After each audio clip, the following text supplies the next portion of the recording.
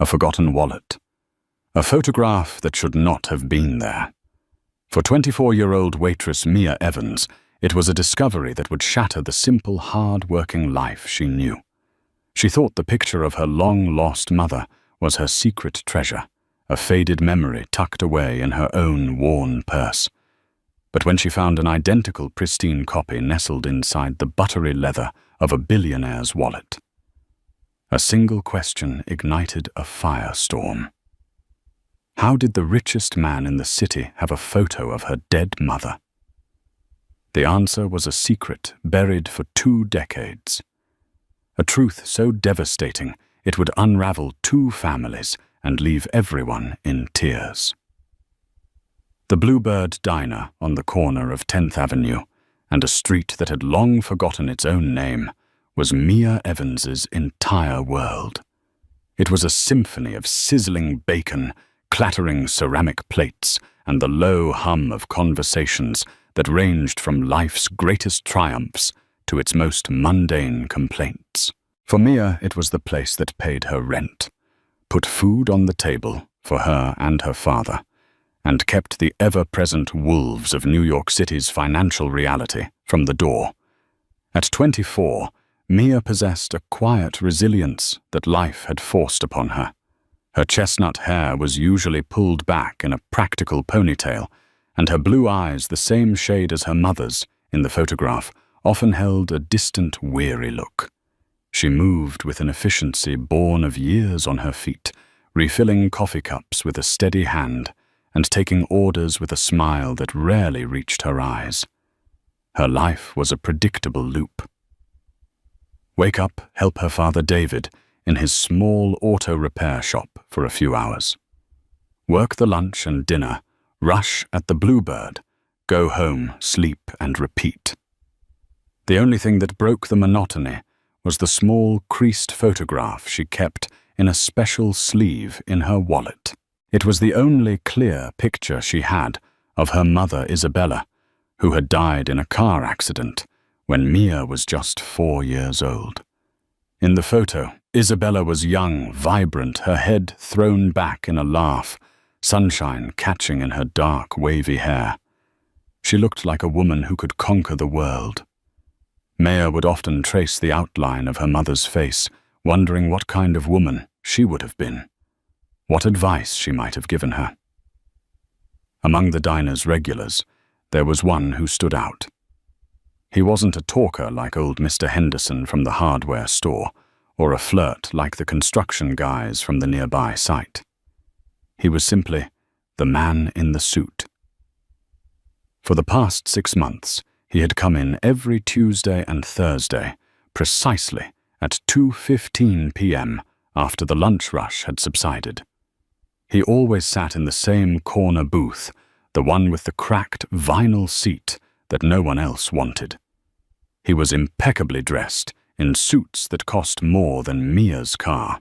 His shoes were polished to a mirror shine, and a heavy, expensive-looking watch, a Patek Philippe, peeked out from under his cuff. He was handsome in a severe, almost haunted way, with sharp cheekbones, intense grey eyes, and dark hair lightly peppered with silver at the temples. He never looked at his phone. He never read a newspaper. He just ordered a black coffee and a side of dry wheat toast and stared out the window for exactly 30 minutes. The other waitresses were intimidated by him. They called him Mr. Sterling, having overheard his name once when he took a rare phone call. They whispered that he was the Alexander Sterling, the tech billionaire from the cover of Forbes, the man who had built a global empire, sterling innovations from nothing. It seemed absurd that a man of his stature would frequent a place like the Bluebird. Mia, however, treated him like any other customer. She was polite, efficient, and left him to his silent ritual. Sometimes she would catch his gaze for a fleeting moment, and she saw not arrogance or power, but a profound and unsettling sadness. It was a look she knew well. She saw a version of it in her father's eyes whenever he looked at her mother's photograph. On a sweltering Tuesday afternoon in late July, the routine was broken. Mr. Sterling finished his coffee, left a crisp $100 bill on the table, as he always did, a tip that could cover her groceries for a week, and walked out into the bustling city. It wasn't until nearly an hour later, as Mia was wiping down his table, that she saw it. Lying wedged between the cracked vinyl seat and the wall was a sleek black wallet. It was made of supple, obviously expensive leather, with the simple silver initials AS embossed in the corner. Her heart hammered against her ribs. Protocol was to put it in the lost and found. But her manager, Sarah, was out on an errand. The wallet felt heavy, important. He would surely be back for it. But what if he didn't come back until Thursday? A man like that would need his credit cards, his ID. Just find his driver's license so we know who to call, she muttered to herself, her curiosity getting the better of her. Her fingers fumbled with the clasp. She opened it, expecting to see a row of platinum cards and a driver's license with that same severe face. She saw the cards, yes. An American Express Centurion card, the mythical black card, sat pride of place. But it wasn't the display of wealth that made the air leave her lungs. It was something else tucked into a clear plastic sleeve opposite the ID. It was a photograph, a small wallet-sized photograph of a young woman with dark, wavy hair, her head thrown back in a laugh, sunshine illuminating her face. Mia's breath hitched. Her hand flew to her own purse, which was stashed under the counter. She pulled out her own worn wallet and slid out the creased, faded photo of her mother. She held the two pictures side by side. They were identical. Not just similar. Not just the same woman. They were the exact same photograph, taken in the exact same moment. But there was a chilling difference. Her copy was faded, loved to the point of disintegration. The one in Alexander Sterling's wallet was pristine, the colors as vibrant as if it had been printed yesterday. The diner's noise faded into a dull roar in her ears. The smell of grease and coffee was suddenly suffocating. Questions, sharp and painful, stabbed at her mind. How? Why? Why did this enigmatic, untouchable billionaire, a man from a completely different universe, have a perfect copy of the only picture she had of her dead mother? Her world, once so small and predictable, had just been fractured. She stared at the two identical faces, the laughing woman frozen in time, and felt a cold dread wash over her. The man in the suit was no longer just a mystery. He was a ghost from a past she never knew existed, and his forgotten wallet held a truth that she now knew with terrifying certainty she had to uncover. The next hour passed in a blur of surreal normality. Mia went through the motions of her job, her mind a maelstrom of confusion and fear. She refilled ketchup bottles, took orders for burgers and fries, and smiled at customers, all while the image of the two photographs burned behind her eyes.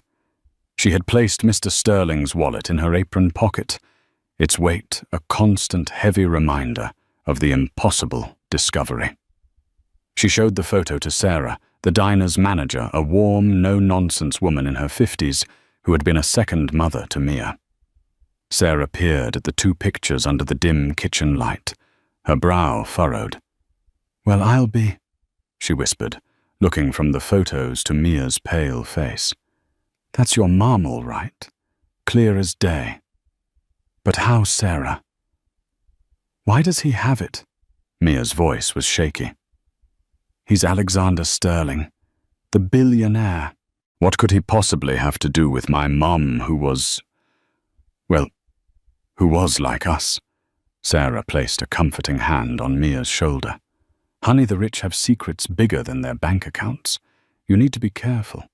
A man like that, he can make problems disappear. Maybe you should just put it back in the lost and found and forget you saw anything." Mia knew Sarah's advice came from a place of love and protection, but it was impossible. Forgetting was not an option. This was a piece of her mother, a piece of her own history that had been inexplicably locked away in a stranger's wallet. It was a key, and Mia had to find the door it opened. Her shift ended at 9. As she was untying her apron, the bell above the diner door chimed. Her heart leaped into her throat. Alexander Sterling stood there, his sharp suit now looking slightly rumpled. The impassive mask was gone. His face was etched with a raw, anxious energy. His grey eyes scanned the room and locked onto hers. He walked directly to her, his movements swift and silent. "My wallet," he said, his voice a low, urgent rumble. "I believe I left it here." Maya's hands trembled as she pulled the wallet from her pocket. She didn't hand it over immediately. Instead, she held it tightly, her knuckles white. "Before I give it back," she began, her voice stronger than she expected, "you have to tell me something." A flicker of something was it. Panic crossed his face before it was replaced by a cool, dismissive veneer. "I'm not in the habit of answering questions for my belongings. Just give me the wallet, miss." "My name is Mia," she said, her chin jutting out. "And I'm not just some miss. I need you to tell me why you have this." With her free hand, she reached into her own purse, pulled out her treasured photo, and laid it on the counter next to the open wallet. She pointed a trembling finger from one to the other. "This is my mother, Isabella Evans. She died 20 years ago. So you're going to tell me why a perfect copy of her picture is in your wallet." The effect on him was immediate and profound. All the billionaire's poise, the carefully constructed armor of wealth and power, crumbled in an instant. The blood drained from his face, leaving him looking ghostly under the fluorescent lights. His gaze dropped to the two photographs, and a look of such deep, gut-wrenching pain filled his eyes that Mia almost took a step back. It was a grief so naked and raw, it felt like a violation to witness it. He swallowed hard, his Adam's apple bobbing. He slowly raised his eyes to meet hers again, and for the first time she saw a connection. He wasn't looking at her. He was looking into her, searching her face, seeing the ghost of the woman in the photograph. "It's a long story," he finally managed to say, his voice hoarse with emotion. "One that is best left in the past." "The past is in your wallet, Mr. Sterling." Mia shot back, her own grief and anger surging. "And it's my mother. I have a right to know."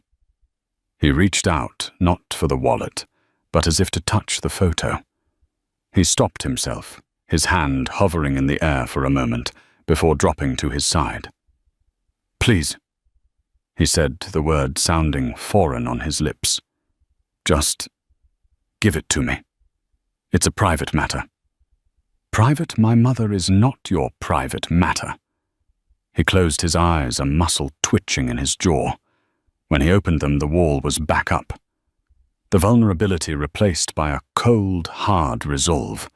He reached into his suit jacket, pulled out a different wallet, a slimmer card holder, and extracted a thick stack of $100 bills. He placed them on the counter. It must have been $5,000. "For your trouble," he said, his voice flat and devoid of emotion. "Now please, my wallet." Mia stared at the money, then back at his face. The offer was a slap, an attempt to buy her silence, to reduce her mother's memory to a transaction. The hurt was so sharp, it felt like a physical blow. Tears of rage and sorrow welled in her eyes. "You think you can buy me?" she whispered, her voice trembling. "You think my mother's life is worth a stack of cash?" She shoved the money back towards him, with such force that the bills scattered across the counter. "Keep your money, and you can have your wallet." She slammed it down on the counter. "But this isn't over.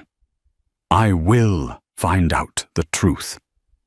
Without another word, she grabbed her purse, slung her bag over her shoulder, and stormed out of the diner, leaving Alexander Sterling standing alone amidst the scattered money, staring at the two identical photographs of a woman they had both somehow lost. She ran all the way home, the hot tears finally streaming down her cheeks.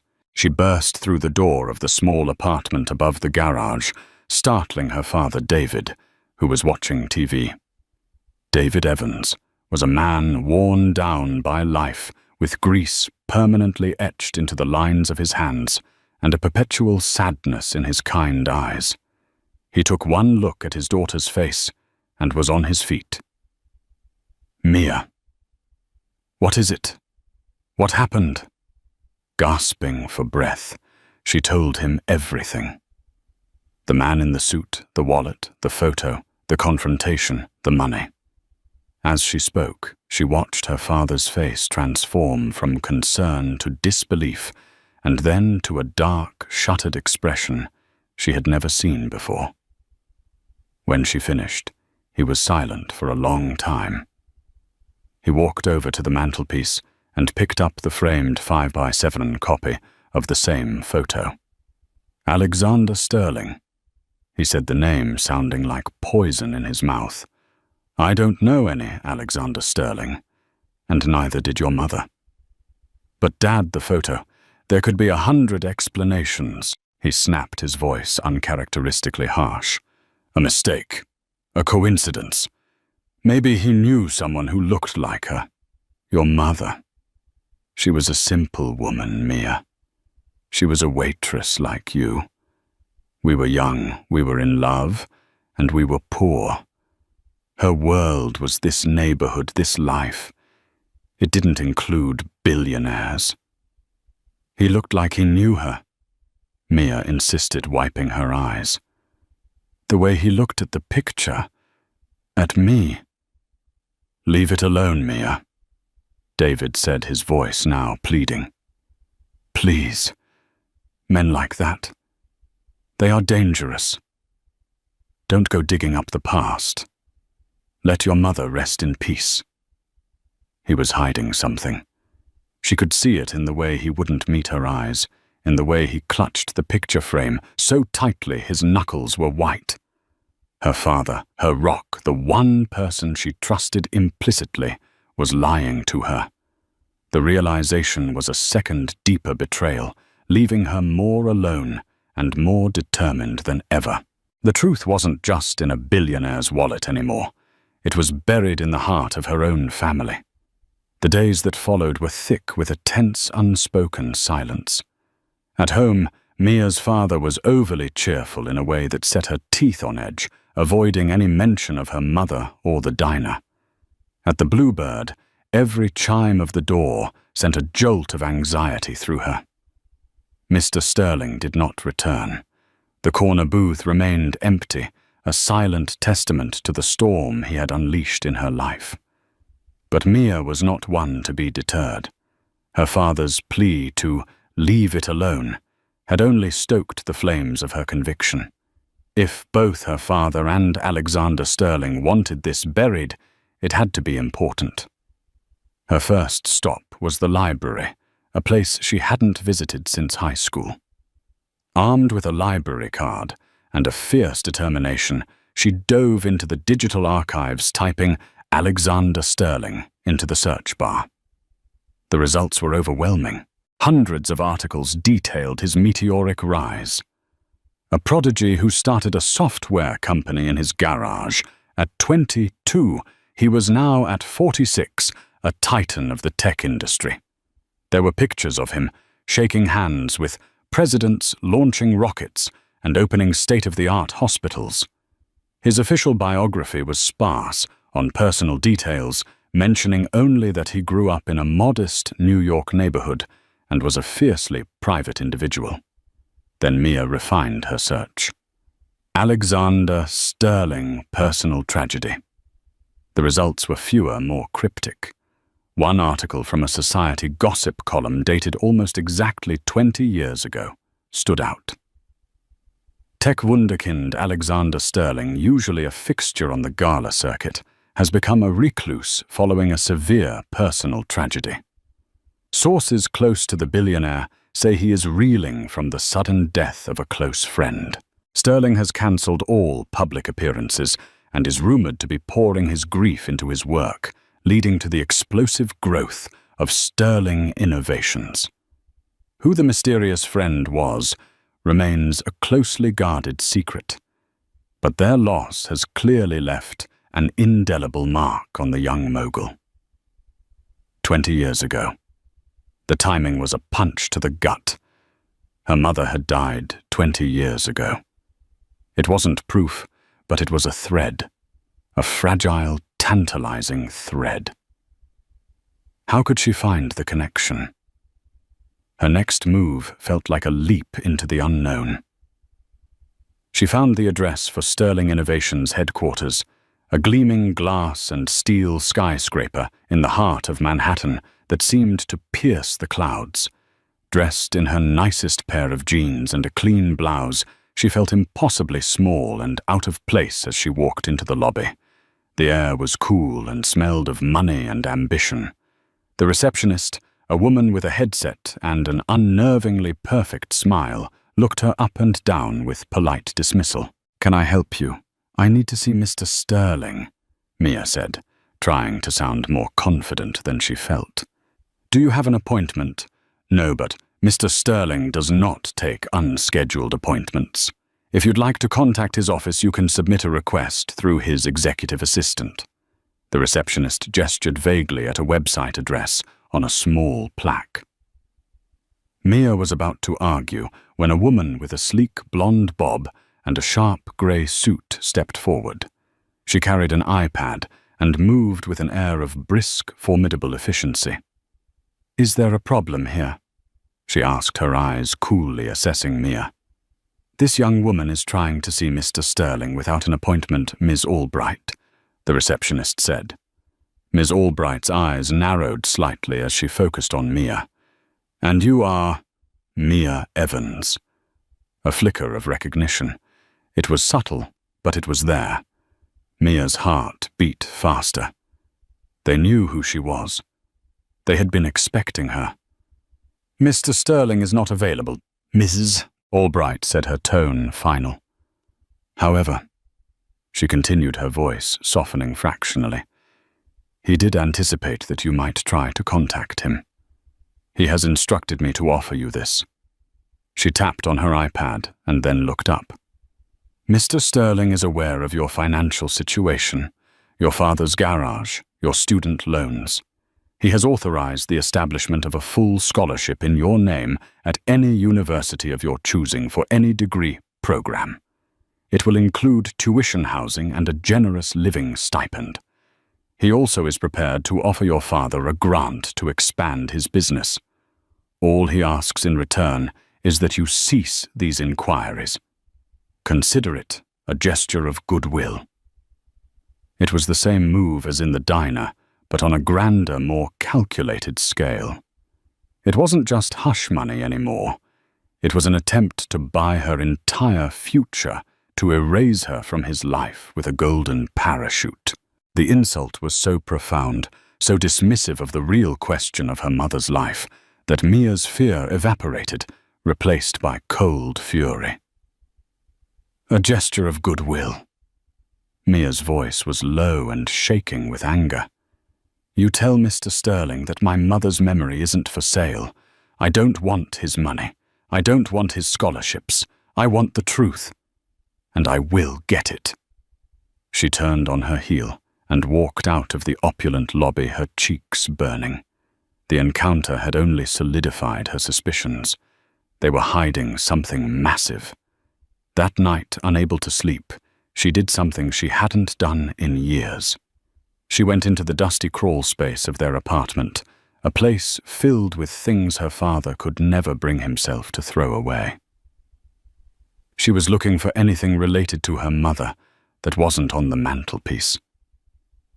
After an hour of sifting through old clothes and forgotten junk, her fingers brushed against a small wooden box tucked away in a corner. It was a simple cigar box. She opened it. Inside, nestled in yellowed tissue paper, were not mementos of her father, but a small collection of her mother's most private things. A few dried flowers, a small, intricate silver charm in the shape of a paintbrush, and a bundle of letters tied with a faded blue ribbon. Her hands trembled as she untied the ribbon. The letters were not in her father's clumsy handwriting. The script was elegant, precise, and they weren't addressed to Isabella. They were addressed to Bella. She unfolded the first one. It was dated a year before Mia was born. My dearest Bella, don't listen to them. Your art is not a hobby. It's a fire. I saw the new piece you're working on, the one with the bridge at dawn. The way you captured the light, it's breathtaking. You have a gift that the world needs to see. Don't ever let anyone, not even David, convince you otherwise. I'll get you the new canvas and the cerulean blue you said you needed. Don't worry about the cost. Just keep painting. Yours always. Alex Mears' blood ran cold. Alex. A.S. Alexander Sterling. She read through the letters one after another. They were filled with encouragement, inside jokes, and a profound, intimate connection. They spoke of shared dreams. He wrote about his fledgling tech ideas, and she, it seemed, wrote back about her paintings. He was her biggest supporter, her confidant. The letters painted a picture of a deep platonic love and a secret friendship she never knew existed. One letter mentioned a patron who was helping her buy supplies, but it was clear from the context that the patron was Alex himself hiding his charity so as not to wound her pride. The last letter was dated just a week before the accident. Bella, he has no right to ask you to choose. A person's heart is big enough for all kinds of love. The love you have for him and the friendship we have don't have to be in conflict. Don't give up your art. Don't give up on yourself. If things get too difficult, you always have a place to go. Just call me. Yours always, Alex. Tears streamed down Mia's face. This was it. This was the proof. Her mother and Alexander Sterling had a secret, powerful bond. A bond her father was so jealous of that he had lied about it for 20 years. A bond that ended somehow in tragedy. Armed with the letters, she now knew her next confrontation with Alexander Sterling would be different. She wasn't just a waitress he could buy off anymore. She was Isabella's daughter, and she was coming for the whole truth. The next morning, Mia didn't bother with the receptionist. Clutching the precious bundle of letters in her bag, she walked back into the imposing lobby of Sterling Innovations. When the immaculate Miss Albright intercepted her, Mia didn't flinch. Miss Albright, I'm not leaving, Mia said, her voice steady and clear. You can call security, but I will make a scene that I guarantee your PR department will not appreciate. Or you can tell Mr. Sterling that Bella's daughter is here and she has his letters. The name Bella was the key. Miss Albright's professional mask faltered. A look of genuine shock, followed by something akin to pity, crossed her face. Without a word, she turned and gestured for Mia to follow her to a private elevator. The ride up was silent and dizzyingly fast. They ascended to the top floor, the penthouse office. The doors opened not into a reception area, but directly into a vast, minimalist space. 3 of the walls were floor-to-ceiling windows, offering a godlike view of New York City. The 4th wall, however, was not glass. It was covered from floor to ceiling with paintings. Mia stopped dead in her tracks, her breath catching in her throat. She recognized the style immediately. The vibrant colors, the emotional, sweeping brush strokes, the way light was captured as if it were a living thing. They were her mother's. Dozens of them. There was the bridge at dawn mentioned in the letter, a portrait of a laughing young man who must have been a young Alexander cityscapes and abstract explosions of color. It was a private, secret gallery. A shrine. Alexander Sterling was standing in the middle of the room, his back to her, staring at one of the largest canvases, a portrait of his own haunted face, painted with an intimacy that was startling. He turned slowly. He looked exhausted, as if he hadn't slept in days. The fight had gone out of him, replaced by a deep, weary resignation. "Evelyn, you can leave us," he said to Ms. Albright, his voice raspy. She gave Mia one last complicated look, and then retreated the elevator doors, closing with a soft hiss, leaving them alone in the silent, sun-drenched room. "You found them," he said. It wasn't a question. He gestured to the letters in her hand. "I always wondered what happened to them." "She kept them in a cigar box," Mia said, her voice barely a whisper, as she stared at the paintings. She was amazing." "Yes," he said, his voice thick with emotion. "She was." He walked over to the window, looking down at the city below. "You have your father's determination, but you have her eyes." He was silent for a long moment, gathering his thoughts. Mia waited, her heart pounding. The whole atmosphere of the room, the paintings, his demeanor, it was all a confession in itself. "My name is Alex," he began, finally turning to face her. "And your mother, Bella, was my best friend. My only friend for a very long time." He told her the story, and it was nothing like the sanitized version her father had given her.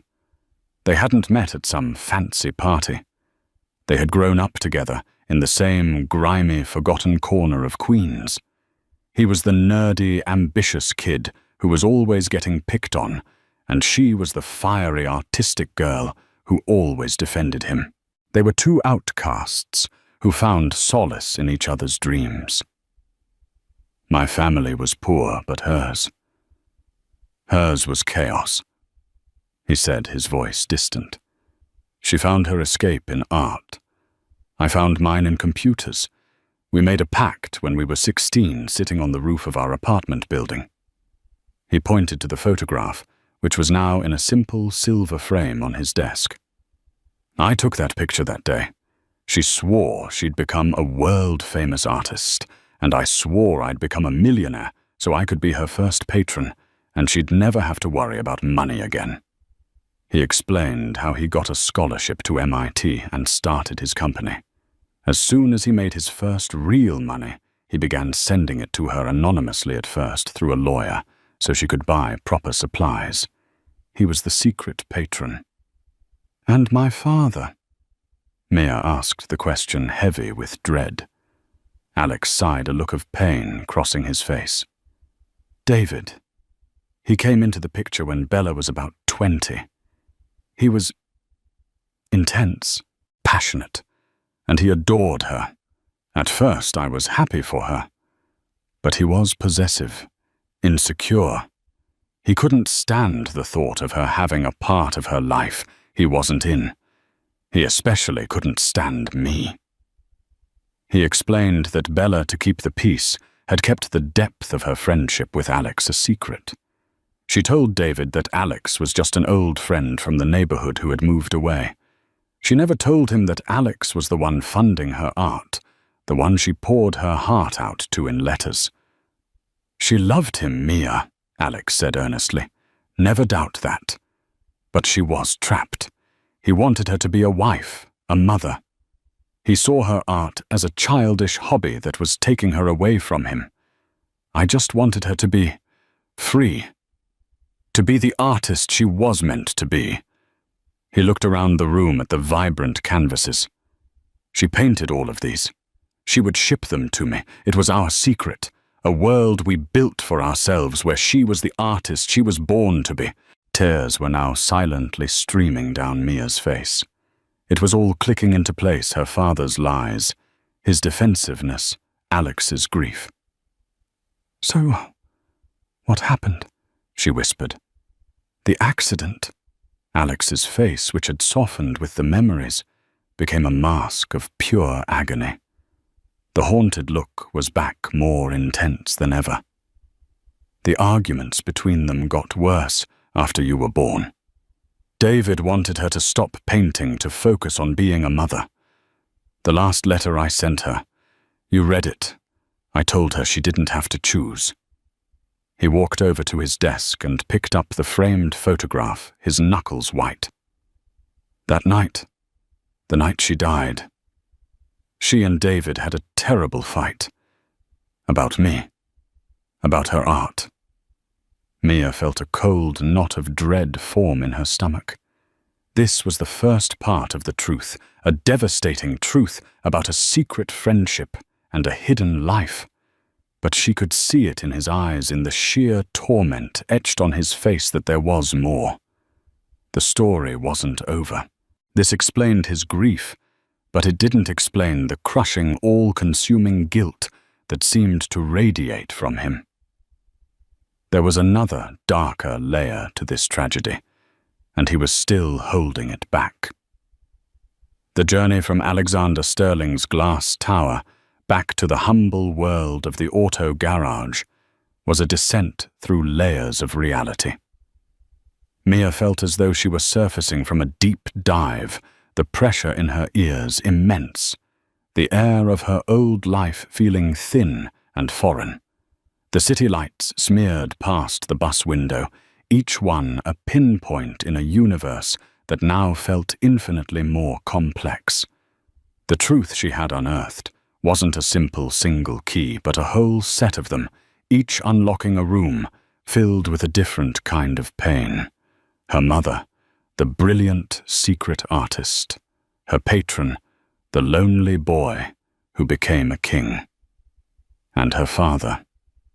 Her father was the gatekeeper who had lied to protect a secret not entirely his own. She found him right where she knew he would be, in the garage, a place that was both his livelihood and his sanctuary. The air hung thick with the familiar acrid smells of motor oil, gasoline, and old metal. A single bare bulb cast long dancing shadows, making the hulking shapes of cars look like slumbering beasts.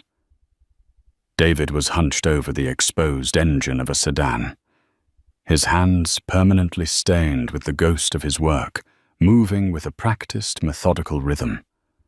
He was trying to lose himself in the mechanics of a world he understood. Mia stood in the wide doorway for a full minute, the cool night air at her back.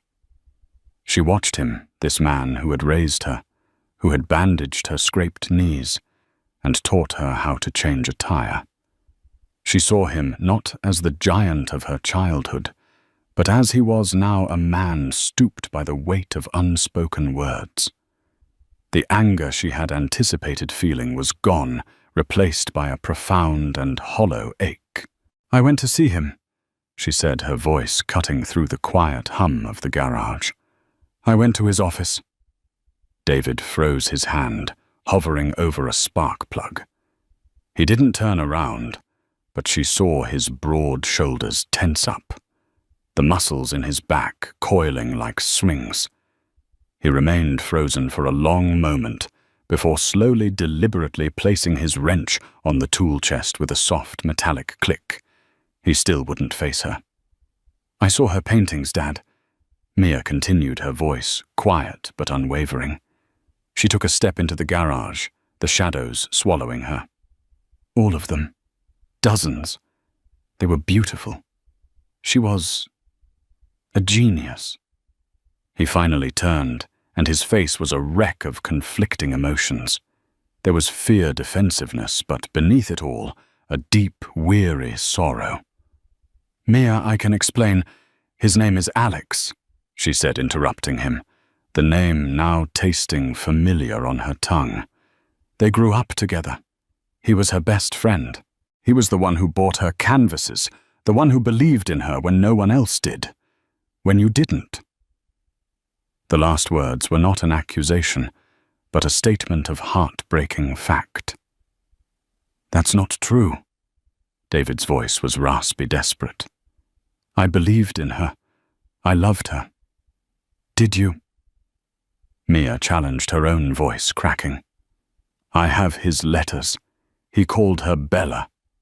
He told her not to give up, not to let anyone crush the fire inside her.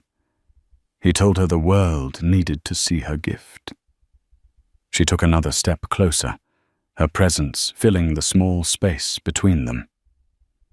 "Why did you lie to me? For 20 years you let me believe she was just a waitress who died in an accident. You erased the most important part of her. Why?" The dam of his denial finally broke. The strength seemed to pour out of him, leaving him trembling. He stumbled back and sank onto a worn wooden stool, the same one he'd sat on for countless coffee breaks. He buried his face in his greasy hands, and a sound Mia had never heard, before the sound of her father truly weeping filled the garage. It was a raw, guttural sob ripped from a place of ancient guilt. "I was a damn fool." He choked out his words, muffled by his palms. "A jealous, insecure fool." He looked up at her, his eyes red-rimmed and pleading, swimming with 2 decades of unshed tears. "I met her, and it was like the sun came out for the first time in my life. She was so full of light, so much bigger than the world we were in, and I wanted all of it. I wanted to be her everything."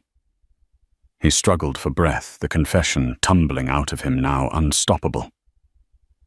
Then there was Alex, this ghost on the phone, this name in letters she would hide. I knew he was more than just a friend. I could hear it in her voice when she talked about him, see it in the way her eyes would light up when she talked about her art. I thought it was his art, not hers. I thought he was some rich college boy, trying to steal her away from me. He had a piece of her soul I couldn't get to, this secret garden in her mind, where he was welcome and I wasn't, and it drove me mad. Mia knelt on the cold concrete floor in front of him, the anger completely replaced by a devastating pity. The night it happened," he whispered, his voice dropping to a conspiratorial, horrified tone, as if the ghosts of that evening were in the garage with them. "We had the worst fight of our lives. I'd found a new letter. He was telling her to leave me if I didn't support her. I lost it. I called her a liar. I called her selfish. And then, God forgive me, I took her latest painting, one she'd worked on for weeks, and I told her it was childish garbage. I said, 'It's time to grow up, Isabella. Choose it's me and your daughter, or it's him and these stupid, worthless paintings.'" The words hung in the air, ugly and cruel. David flinched as if he'd been struck by his own memory. The look on her face. It wasn't anger. It was like I had just killed something inside her. She didn't scream. She just looked at me, and all the light was gone. She whispered, "I need some air." And she grabbed her keys. It was pouring rain, a real tempest. I was so full of rage and pride. I just watched her go. I stood at the window and watched her taillights disappear down the street, thinking, good, let her cool off. She'll be back. But she never came back. He broke down again, his body shaking with the force of his sobs. "It was my fault, Mia. Don't you see my words were the weapon? My jealousy was the engine. I drove her out into that storm. I put her in that car. I killed her." Mia wrapped her arms around his trembling shoulders, pulling his head to her chest as he cried like a lost child. She held him, her own tears falling silently into his hair, mourning not just for the mother she'd lost, but for the father who had been lost in his own prison of guilt ever since. It was a confession so total, so absolute, it seemed to explain everything. And yet, as she held him, a cold sliver of doubt remained. It explained her father's secret. But it didn't explain Alexander's. It didn't explain the haunted look in his eyes that went beyond grief. It didn't explain the shrine in his office or the desperate attempt to buy her future. David's guilt was for his words. Alexander's guilt felt physical, deeper. The next 2 days passed in a fragile truce. David was quiet, hollowed out. The confession had not absolved him. It had just given his guilt voice. They moved around each other in the small apartment with a gentle, sorrowful care. The lie was gone, but the truth was a raw, open wound they were both afraid to touch. Then, on the 3rd day, Mia's phone rang. It was an unknown number. Mia Evans. The voice was female professional, yet softer than Mia remembered. It was Evelyn Albright. Yes. Ms. Evans. Mia. Mr. Sterling has asked me to call you. He knows you spoke with your father. He feels that the story is still incomplete. He believes you both deserve to hear the rest of it from him. There was a pause. He has asked if you and your father would be willing to come to his home this evening. He understands if you refuse. Mia looked over at her father, who was staring blankly at a TV screen, not seeing it. He looked like a man already sentenced. There was only one way to the end of this road. We'll be there, Mia said. That evening, a silent black Mercedes sedan, a car that cost more than their entire apartment building, purred to a stop in front of the garage. The driver, a man in a black suit, opened the doors for them. The ride was surreal. David sat stiffly staring out the window, his rough mechanic's hands looking out of place on the plush leather seat. Mia watched the city's grit give way to manicured suburbs, then finally to the rolling wooded hills of Westchester County. It felt like they were ascending to another realm, a place where secrets of a different magnitude were kept. The car turned onto a private road and stopped before a pair of immense wrought-iron gates that swung open silently. They drove for another minute up a winding, tree-lined driveway before the house came into view. It wasn't just a house. It was a sprawling stone and glass mansion, modern yet timeless, settled perfectly into the landscape. It was a fortress of solitude. Alexander Sterling was waiting for them at the massive oak door. He wasn't the titan of industry from the skyscraper, nor the haunted regular from the diner.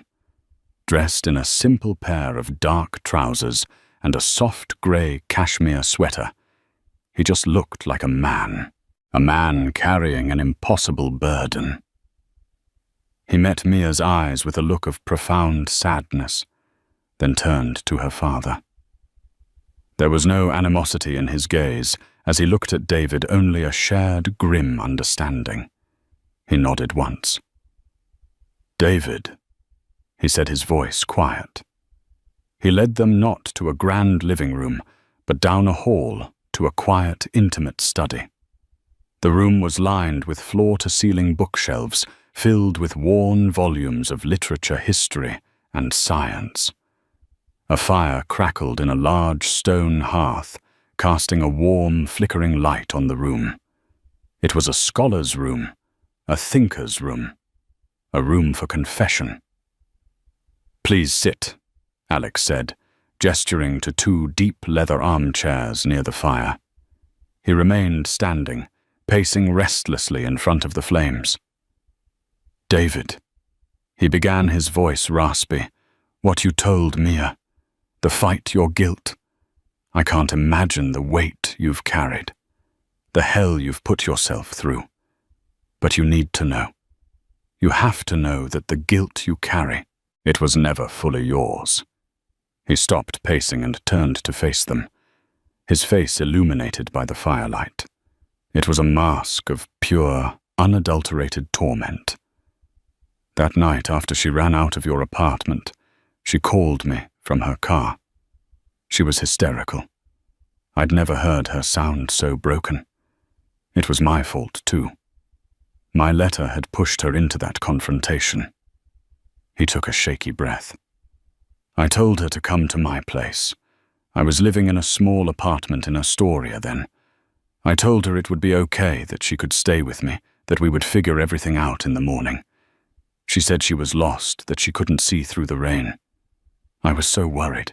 I told her to stay put, that I would come and get her, lead her back. The room was deathly silent, save for the crackling fire. Mia gripped the arm of her chair, her knuckles white, a terrifying premonition dawning in her mind. I was 26. Alex continued, his voice, a strained whisper, his eyes fixed on a point in the distant past. I'd just poured all my savings into my company, but I'd bought my first decent car, a used BMW. I was so proud of it. But I was an idiot. I hadn't finished registering it properly. My license had been suspended for unpaid parking tickets I'd ignored. But I wasn't thinking about that. I wasn't thinking about anything except her crying alone in her car in the middle of a storm. So I got in my car, and I drove. He closed his eyes, his whole body trembling with the memory. The rain, it was like a solid wall of water. The wipers couldn't keep up. The road was a river of black glass. I was driving too fast, desperate to get to her. I came around a blind curve on that old back road, and my headlights lit up this apparition, a huge deer frozen in the middle of the road. He opened his eyes, and they were wild with a 20-year-old horror. He looked directly at Mia, and his voice broke. I swerved, hard. The car hydroplaned. I was just a passenger, then fighting a wheel that had no connection to the road. There was this sickening screech of rubber on water. And then the impact. He stopped, his throat working, unable to speak. David leaned forward, his face pale, finally understanding. I didn't hit the deer, Alex choked out. I missed it. But in the skid, I slid into the oncoming lane. There was another car. I didn't see it until the last second. I didn't hit it head on. I just clipped the rear corner of it, a glancing blow. But it was enough. Mia felt the air leave her lungs in a silent scream. At that speed, on that wet road, it was enough. I fought my car back under control, my heart trying to beat its way out of my chest. In my rearview mirror, I saw the other car. I saw it start to spin. I saw it slide sideways off the road and disappear down the embankment. I heard the crash, a sound of tearing metal and shattering glass that I will hear every night for the rest of my life. He was openly weeping now, the composed billionaire, completely gone, replaced by the terrified young man from that night. I stopped. I scrambled out of my car, screaming her name, even though I didn't know it was her. I just screamed, "Are you okay?" I ran toward the edge of the road. I could smell gasoline. And then, through the rain, I saw the car. It was upside down, and I recognized it. It was her old Toyota, the one with the bumper sticker for the art museum. The final devastating truth landed in the silent room with the force of a physical blow. Alexander Sterling, her mother's secret friend, her champion, her patron. He was the other driver. I froze. He whispered his confession, now barely audible. My whole world ended right there. The love of my life was in that car, and it was my fault. I was unlicensed, in an unregistered car. I had just killed her. All I could think was, my life is over. They'll send me to prison forever. I was a coward, a pathetic, terrified coward. I looked around. There was no one. No one saw, and I did the unforgivable thing. He looked from Mia to David, his face a ruin of shame. I got back in my car, and I drove away. I left her there. I just ran. He collapsed into the chair opposite them, his head in his hands, his body racked with the sobs of a damned man. The fire crackled on bearing silent witness. The full, monstrous, heart-breaking truth was finally out, leaving them all shattered in the ruins of that one rainy, unforgivable night. The story of Maya Alexander and David is a powerful reminder that the past is never truly past. It lives within us in the secrets we keep and the truths we are too afraid to face. But it also shows us that even from the most devastating heartbreak, forgiveness and new beginnings can grow. It reminds us that behind every face, rich or poor, there is a story of love loss and a deep human need for connection. If this story of heartbreak, redemption, and the enduring power of a mother's legacy touched your heart, please take a moment to hit that like button. Share this video with someone you know who appreciates a story with real depth and emotion. And most importantly, subscribe to our channel for more true-to-life dramatic stories that explore the incredible complexities of the human heart. Thank you for listening.